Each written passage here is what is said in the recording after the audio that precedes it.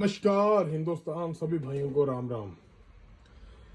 जो आज का टॉपिक है ये होने जा रहा है वरना के ईसीएम को लेकर, वरना फ्लूइडिक की स्मार्ट्रा को लेकर, की प्रोग्रामिंग को लेकर। बहुत से भाइयों को ये चीज पता है, जिनके नहीं पता उनके लिए ये वीडियो है।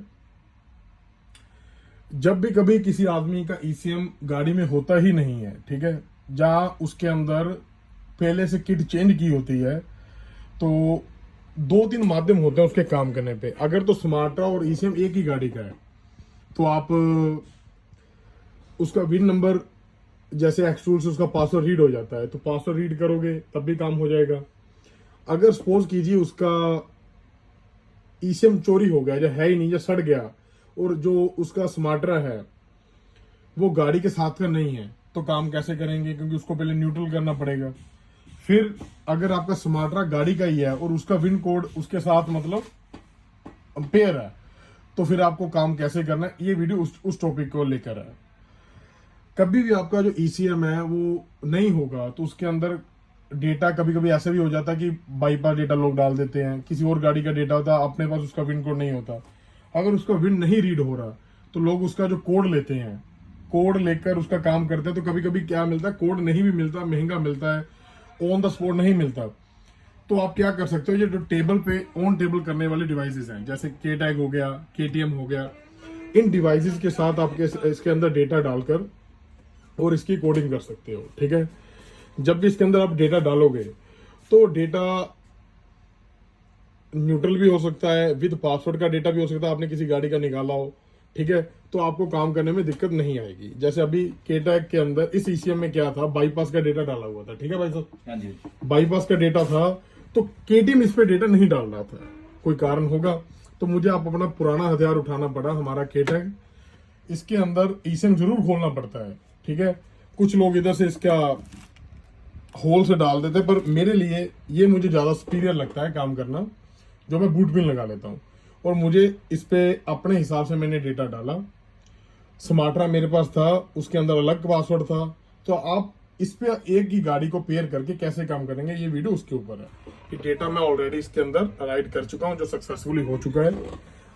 अब डेटा डालने के बाद, जो बाईपास ईसीएम था, डेटा डालने के बाद जो ये है केटीएम है, अब इस पे अंदर ये डेटा राइट कर देगा, क्योंकि इसके अंदर अभी जेन्युइन डेटा है।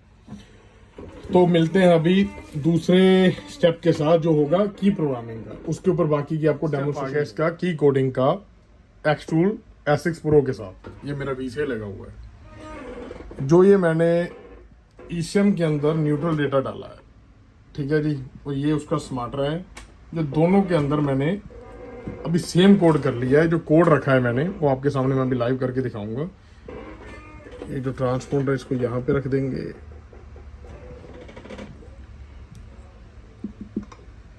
इसका जो कोड मैंने अपनी तरफ से इसके हैक्स में राइट किया है, वो मैंने राइट किया है आपके सामने। पहले हम इसको न्यूट्रल बेसिस पे करेंगे। स्मार्ट्रा न्यूट्रल 1 2 3 4 5 6, ठीक है जी, हो गया। ECM neutral, not accept check the system, कोई बात नहीं, मेरे हिसाब से इसको ऑफ करके ऑन करना पड़ेगा। अभी इसे भी अपना शायद डिस्कनेक्टेड हो जाएगा इसके साथ। यस, इसको दोबारा करेंगे।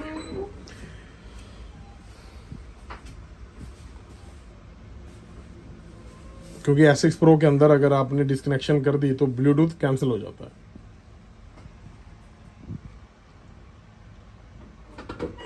ये इसकी ओरिजिनल की है। अगर आपका स्मार्ट्रा अलग है, ईसीएम अलग है, तो 90% चांसेस होंगे आपका ट्रांसपोंडर काम नहीं करेगा।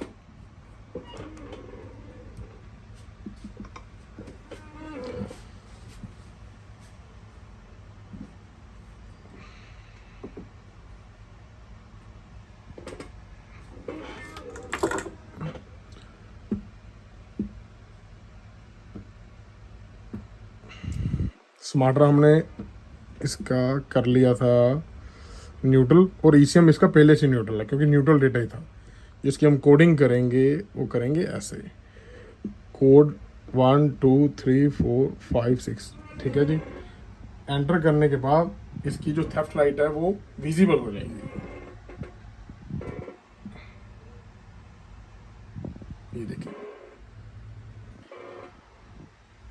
बस आपने इसकी जो स्टडी समझनी है, कभी भी आपने इसका काम करना है तो आपको पता होना चाहिए। अगर आपका सिस्टम अलग है, चाहे ये स्मार्टरा है जो, अच्छा, अगर आपका स्मार्टरा अलग है, चाहे वो 47 का है 46 का है, तो वो न्यूट्रल कैसे होगा आपको पता होना चाहिए। ईसीएम अगर आपका है तो केटीएम से केटेक से किस हिसाब से आपने उसके अंदर न्यूट्रल डेटा डालना है, ठीक है।